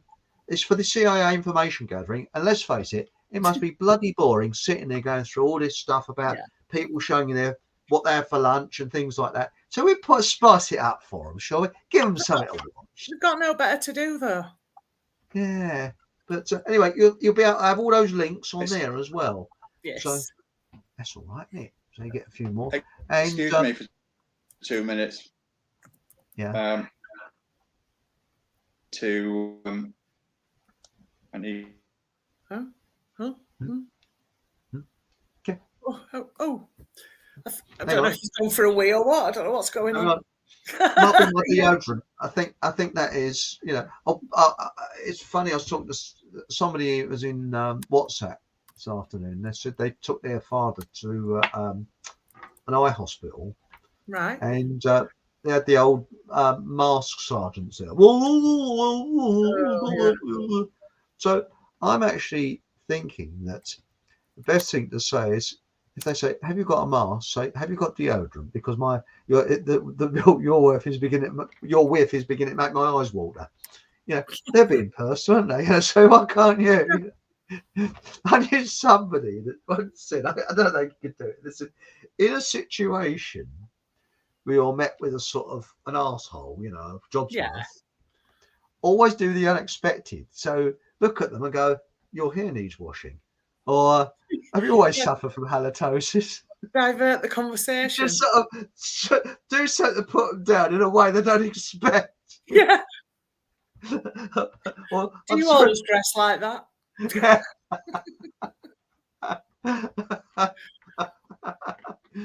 Yes. Where's John gone? Is it something we said? Gone for a wee. I'll tell you something. Whilst he's gone, he needs a better computer. So I think we will have a bit of whip round because he's got. Because right, there we go. Deb did my story, and I was amazed how she brought it to life. I did. Come on, let's repeat it. I do all the cut and paste. If I've got an image of my head of what I'm reading, I do the cut and pasting and get the images close if I can get it. Yes. Well, so where is it? So what you do? You're on? Was it on YouTube? Is it? Yeah, it's my YouTube channel. Yeah. So if anybody just clicks on my name after the show, clicks on my name, goes over to YouTube, and then just click subscribe. So it's Deborah Singleton, AKA B. And how long have you had it for, the channel? I've had the channel since everybody gets a channel when they're on YouTube, but I've only just started using mine in the last 3 weeks to a month. We should have mentioned it earlier. I never thought, to be honest, because I'm crap at that thing. And also, I'll put this down below here as well. Thank you. I shall send you the link. Hello, John. You all right? Have you had a wee? Yes. Oh, Why you do you tell shouldn't the have whole left the world? microphone on, should you? You should have done the way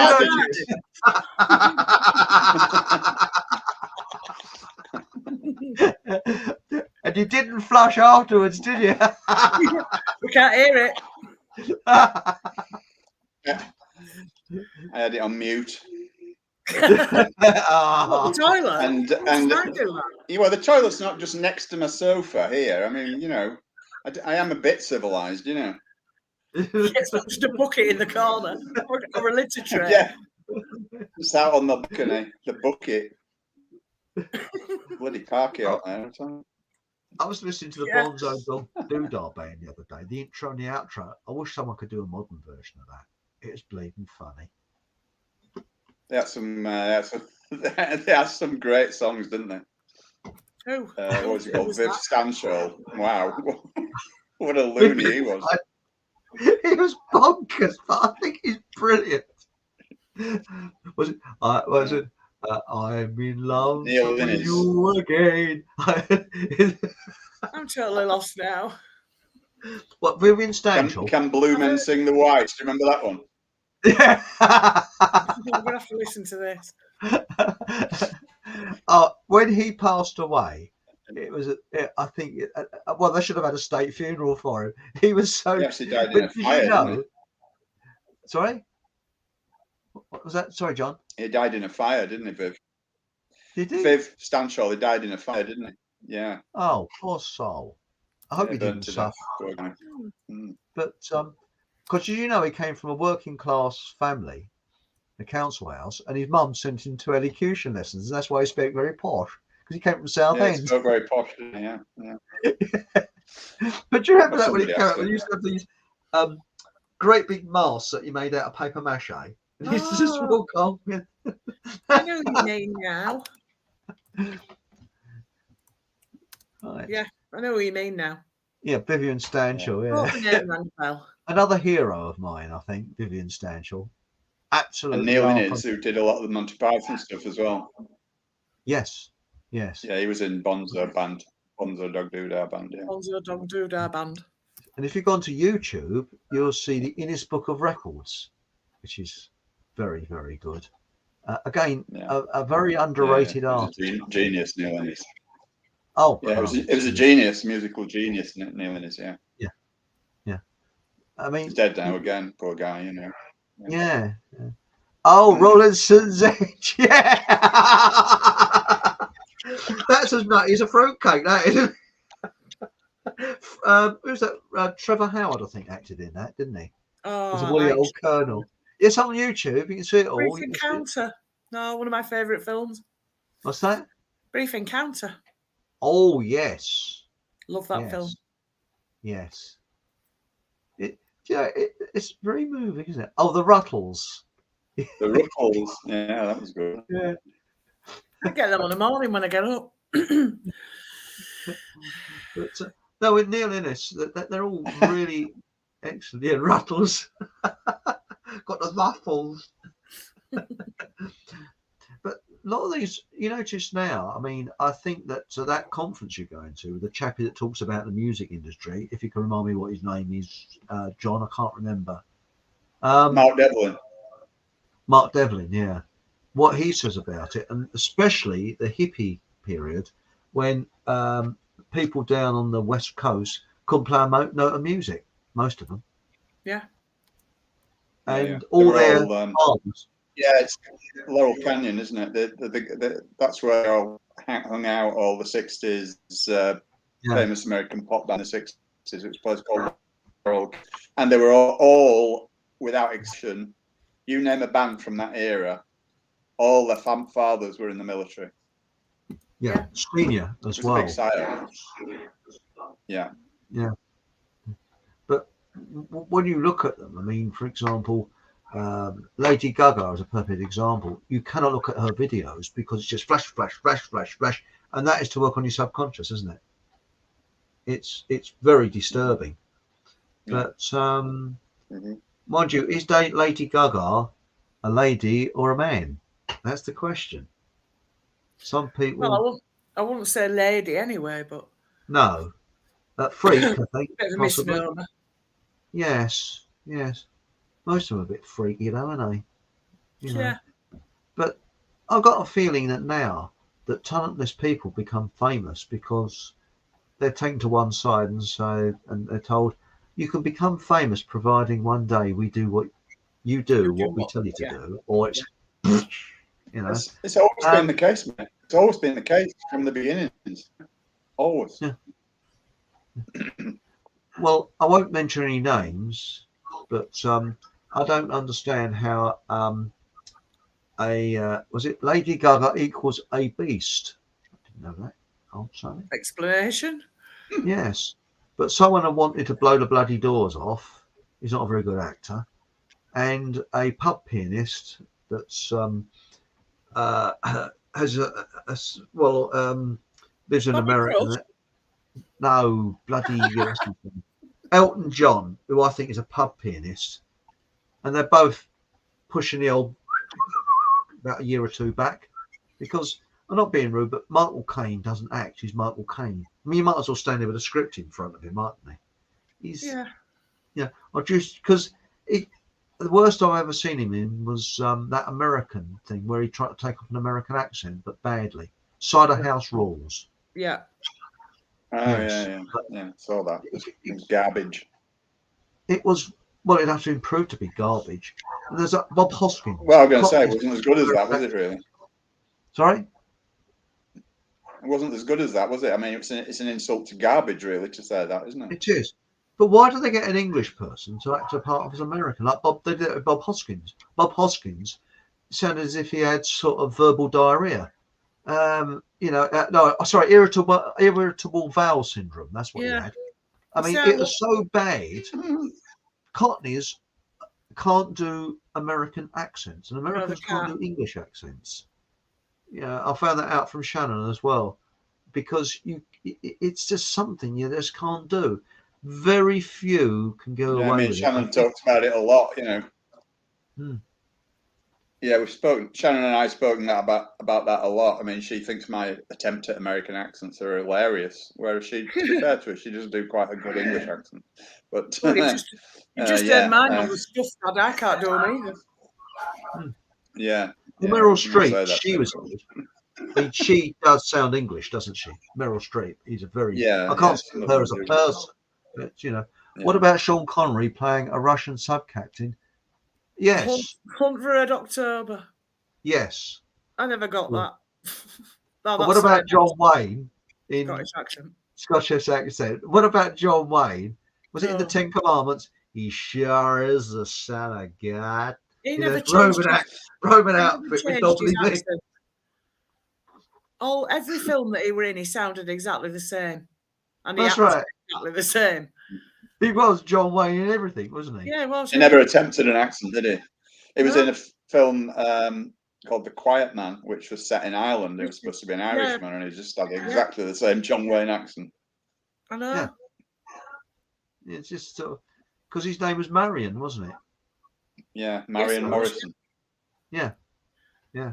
But look at the Doors. You know, you were saying that these pop groups. Was it Jan Morris? The bloke that who died at the age of 27, I think is Jim Morrison. Of the Doors. Yeah. Sorry, yeah.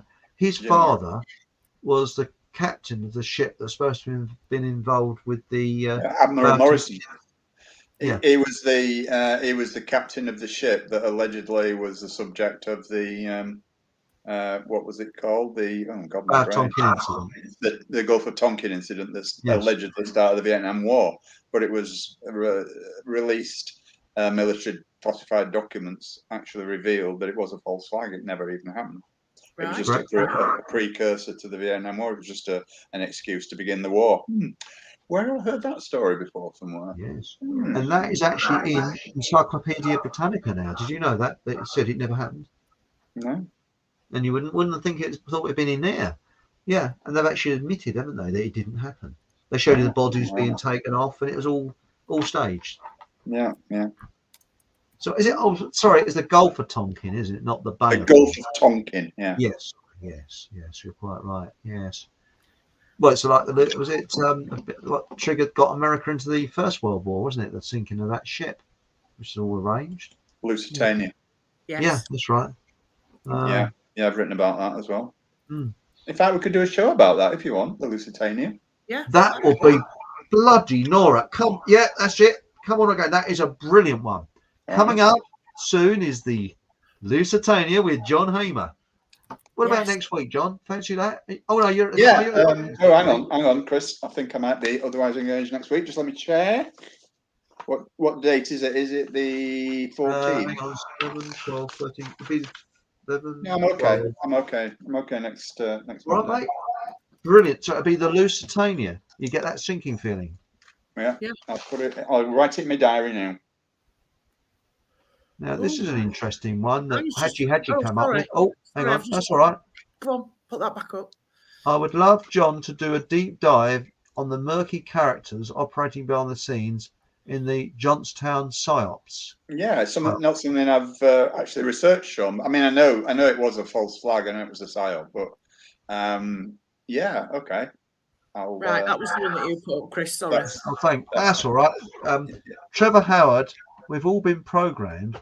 They're all actors. Another good David Lean movie, same as Lawrence of Arabia and Hobson's Choice. Yes. Well, I've got a story about David Lean because I worked with a girl whose father actually was on the bridge over the River Kwai during World War II. Yeah. And he was asked in, along with a load of other people, to advise David Lean about the film because they were actually there.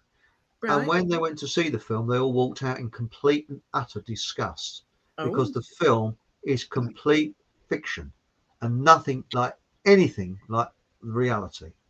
And Bridge over River Kwai, yes, it's a good film, but the reality was absolutely completely different. And they were actually heartbroken that David Lean had sort of done a double back and didn't really listen to what they said.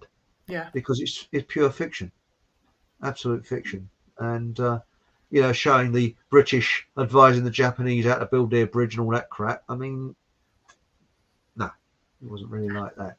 It was a kind of, David Lean put it over as a kind of Stockholm syndrome, as if the British.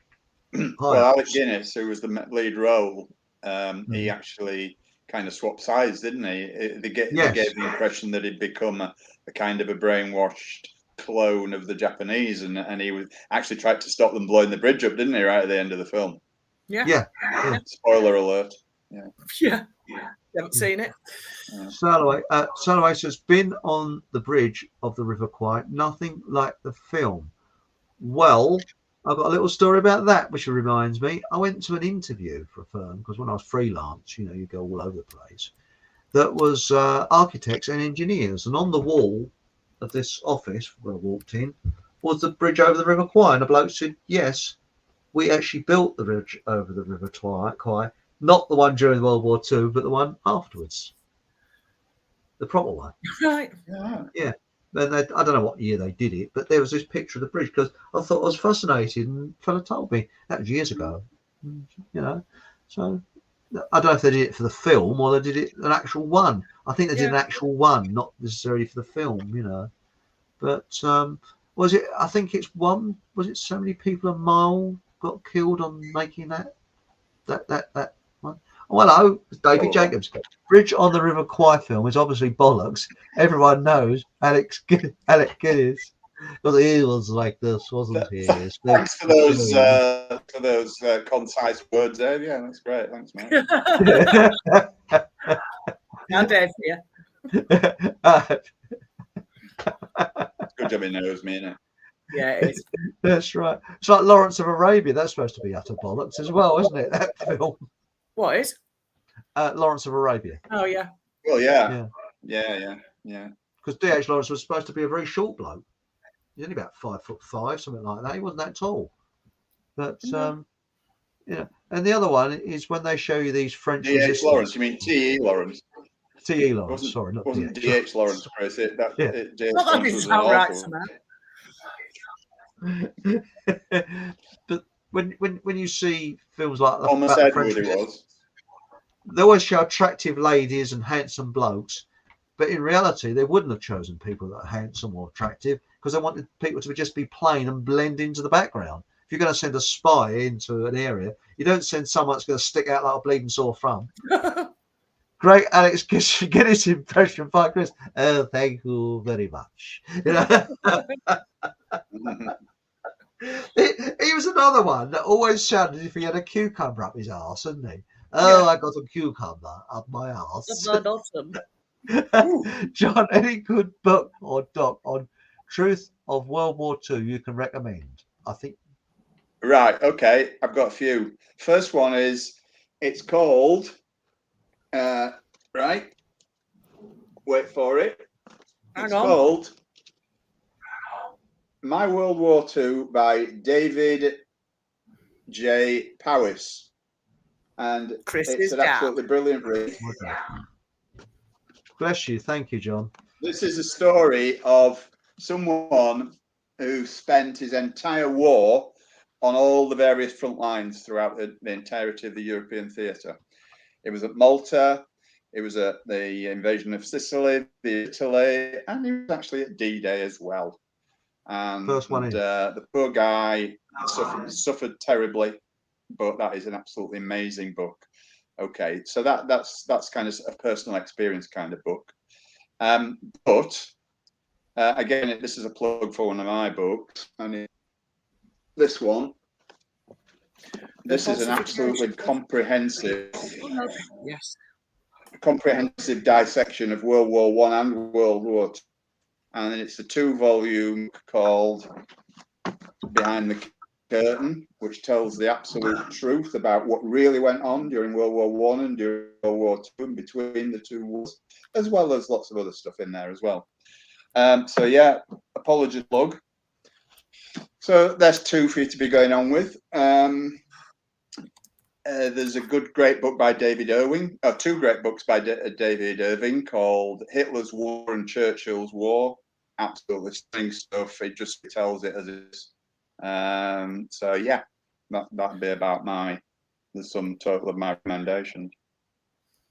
Super. They are books in an absolute morass of other books about World War II that actually tell the truth and not the sanitized version that they want to hear. Yeah. Hope that helps, mate. Yeah. Thanks, John. That's much appreciated. And also, down below the comment section, there's links to where you can get my dad's book, and there's also links to where you can get John's books as well, because there's a link to his site as well. So it's all down there. So you just go down to the comments. Signed copies of my books if you email me. That's right. Yes. Sorry, I was going to say you can get signed copies of my books if you email me, and you can actually get them cheaper directly from me than you can on Amazon as well. So. Oh, brilliant! That's nice. And my dad, obviously, because he's passed away, can't sign them. But sometimes people ask me to sign them, so you know, I sometimes sign them. Yeah, why not? On behalf of Dad, you know. So that's it. But no, I'm very moved by that, John. That really is very kind of you, because I know that Shannon has worked absolutely tirelessly to get it on to Amazon. So it's now available. All your books, you know, and that. John, but it's Hardcore Truth. Live with a sledgehammer. Sledgehammer. I don't know whether they did that on purpose. No, it's David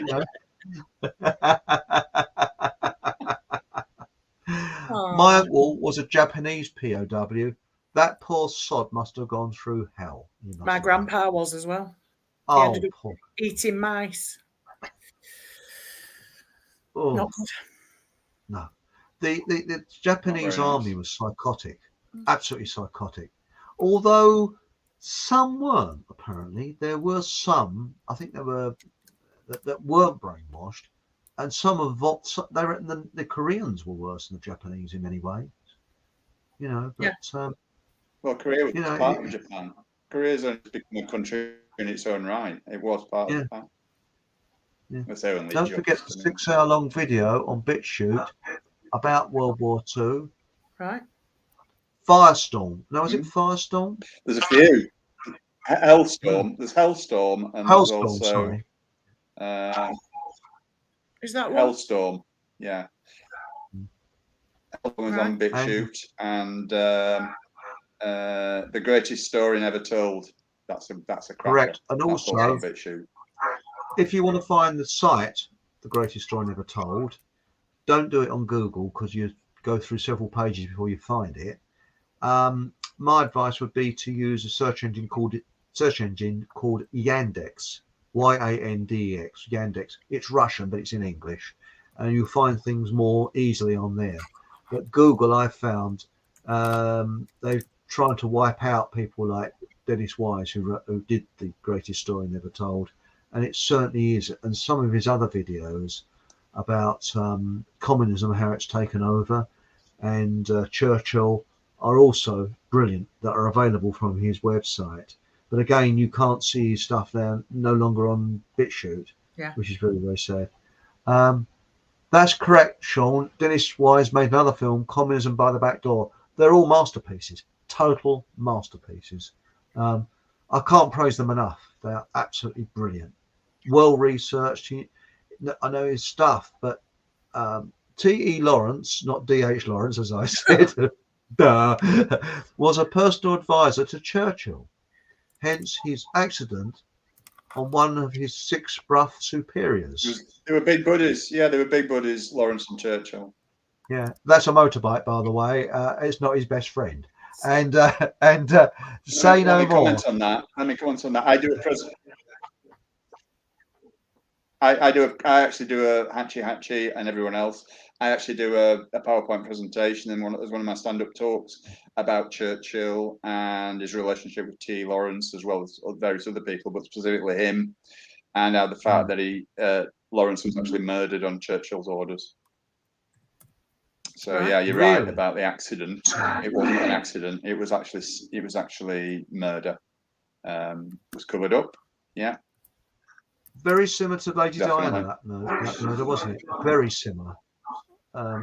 Yeah, and that is in my book, Behind the Curtain, as well, all that stuff. So again, if anybody's interested in that particular element of fake history, then yeah. And he went to a military hospital, which is a bit strange, wasn't it? Yeah. Yes, very, very odd. T.E. Lawrence, yes.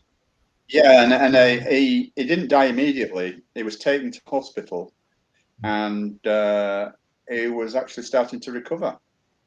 And they brought in this eminent #1 brain surgeon. They shipped him in from London because he was somewhere out towards the country, Wiltshire or somewhere. Mm-hmm. And within a few hours, he was dead when that guy arrived. So there you go. Yes. But Churchill also murdered his mother. Churchill also murdered his mother, and he also murdered a guy called Sir George Cumming, who was the head of MI5 or 6. Can't remember. 6, I think. Yeah, but it's a very convoluted story. But I mean, I've done all the research on that. Yeah. So, and also the Swedish ambassador created. Do you know that one? Swedish ambassador created his gut. During the war, when General Charles de Gaulle was exiled into England, obviously because France had been overrun by the Germans, he used to refuse to fly. And when he was asked why he refused to fly, he said because anyone who Churchill detests tends to have accidents. Because you know that, John, if you could have the answer to any question, what would it be? The life, the universe, and everything. No, I'm being silly. That's the 42. Correct. Sorry, no. Okay, seriously though, Dark Angel, I think it would be the life after death and all that stuff. What happens when we die? Where do we go? I definitely believe in an afterlife of some kind. Yeah. Not quite sure how it consists, but I definitely do. But yeah, I'd love to know the answer. How about you? Come on, spill the beans, Dark Angel. Come on. Yes, come on. What would your be answer to? I can't even read, let alone speak, let alone spell. Yes. And also, back on books, Kath Holdsworth says, by the way, what I started tonight, Pure Blood Awake, within 10 minutes, 6 people had joined, and I think the second person was Kath. Excellent. It's Cat. So here we go. Tell the Truth and Shame the Devil by Gerard Menuhin, who is the son of Hudi Menuhin, the violinist. And he is good friends with, what's her name? It's gone again. The lady that was sent to jail, Shablos, Alison Shablos. So, and she's on Gab, Alison Shablos, and she served a jail sentence just for what her beliefs are, just for what it's absolutely horrendous. It really is, you know. But I haven't read the book. Yes. So the identity of God. That's kind of related to it. Yeah, interesting. Yeah, thanks for that. Because I believe there's kind an of energy related to what I said. So yeah, that's interesting. Thank you. But my belief is there's an energy, but I don't know what it is. So I respect it, but it's all to do with frequency and energy, which is just beyond I think it's beyond our brain power, actually. I really do believe it. You know, it's something that you respect. It's like electricity. I respect electricity, but I don't fully understand it. This is amazing stuff, you know. That's interesting. And Robert, who's excellent, he's always here. Hello, Robert. The best war film is The Cruel Sea. Yeah. Oh, David Jacobs. Thanks, mate. Good days, but it was the greatest piece of World War history. Thank you. It's got me a bit choked there. Thank you very much, mate. Thank you. Sorry, it really has got me a bit choked. Thanks. Oh, that's terrific, you know. But that's interesting. We've got some really good ones in chat here, you know. I mean, wow, what a night. What a night, yes. But late December back in 62. Was it 62, 63? Special memory. What a night. Dark Angel, I have seen a baby in spirit, so I believe in life after death. And have you seen that on YouTube? I don't know if it's fake or not, of that mouse. It comes along and the track goes and kills it, and you see it's like spirit leaving. Oh, I've seen that before. No, I think that might be CGI, but I've seen that before, yeah. Yeah. Hang on, there's another one by... Have you heard of the Iron Mountain Blueprint, 1960s? No. Have you? It rings a bell. Yes. Have you, John? A report from Iron Mountain. It was a... it was found, the document apparently was found in a second, under the bed of a second-hand photocopier that had been bought at an auction. And it was this report about, I think it was that. I might be getting mixed up with some else. I think it was that, and it's just about outlining the plans for the future, basically. You know, just telling us what to expect.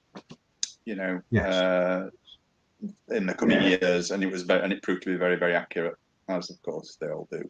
You know, more proof. Someone's a bit like the Georgia Guidestones, which they blew up. Yeah. Oh, you're good, man. This is David Jacobs. I saw astronauts on the ISS. That was also CGI. Oh, have you seen that with a bloke in a green outfit? And he's got something, I don't know, like a pencil or something, and he's just sort of doing that as they're talking. It's all fake, isn't it? The it's supposed to be, what do they call it? Space station. It's supposed to be orbiting the Earth. And he sees people in green outfits doing this.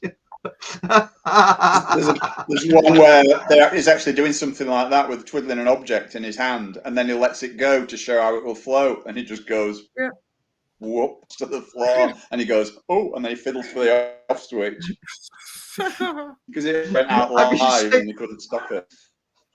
Have you seen that thing fall off the table? They're doing all this, you know, and suddenly she saw it fall off the table.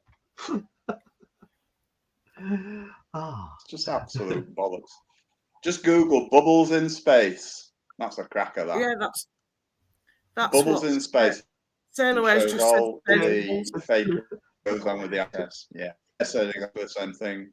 Sailor Way, well done. Yeah. Yes. But when you see it, it's just unbelievably well how they've got away with it. It's incredible. Yeah. Anyway, I'd love to, they got some fantastic questions in chat tonight, and shall we sort of wind it up now because it's getting on a little bit, isn't it? And we're really sailing through. Do you want to do a few more in chat, Deb? Oh, what? No, I think I've covered. Robert's right here. All of these people in chat and only 30 likes. Come on now. Oh, yeah. Keep putting the banners across the screen and nobody reads them. That's it. And remember to read the chat. Read the. Oh, read the comments below. See, that's the thing to do there, you see. Yes. And also look up Deb's YouTube. Yes, when you leave it, click on my name, subscribe to my YouTube. Is it Deb or Deborah on there? It's the same as my blue, what it's written there in blue. Deborah Singleton, aka B. Now, what's written in blue is Deb on Darkshire. Anybody's interested in the conference that I mentioned? Conference? Right.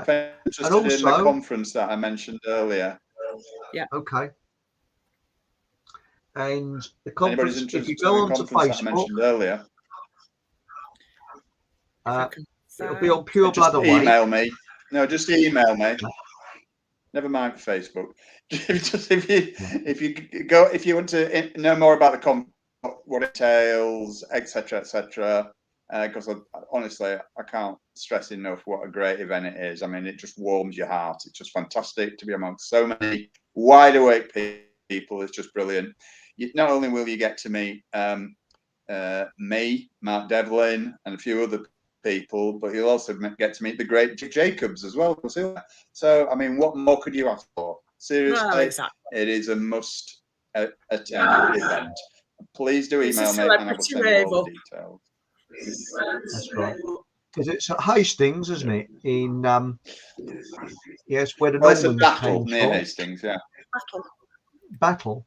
Yes. So you'll be able to see where our life was changed by a bunch of bleeding Normans. Yes. And not it's in a beautiful old mansion building set in acres and acres of woodland and parkland. Just a fantastic experience. You'll love it. Nice. Okay. So email John for the details. Yes. And remember, you can also we'll be able to find details on this other site and that. And it sounds absolutely perfect. Aunt Sally wants to know. Wait a minute. There you go. When is John's conference? What date? It's the weekend before Christmas, Sally. It's the 16th to the 18th, I think. Or could be. It's around that. Anyways, it's the Friday to the Sunday, around that date. Right. So, yeah. Sounds of business, John. Also, I think that. Looking forward to seeing you there, Angel. Yes, and how much is it to get in? Do you have a hotel? I don't know off the top of my head, but I'll provide that information if people want to email Excellent. me. Righto. And David Jacobs had come. It says Tom Peake was hanging upside down on his harness wire when his colleague helped him up, and his face was bright red. All the blood had rushed to his head while he was inverted. Space Mars. Good one to end on. Yeah, but it's like Thunderbirds puppets, isn't it? They're all doing this. Thunderbirds. That's what I was trying to think of earlier. Yeah.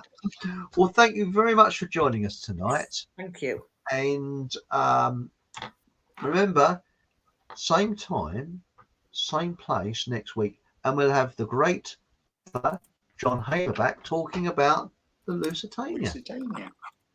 So you don't get that sinking feeling, will you? And remember, so please subscribe. It costs nothing. It's absolutely super free. Put your thumbs up if you like it. You see, right? And please get people to subscribe, because the more subscribers I get, it's better, for the old YouTube. Like and share. And Also, if you would like to save us playing a banjo outside Tesco's with a dog on a bit of string, you'd like to buy us a coffee, which is it's down below here. You see the comments. See there. So Not Chris's crutch. Not my Chris's crutch. No.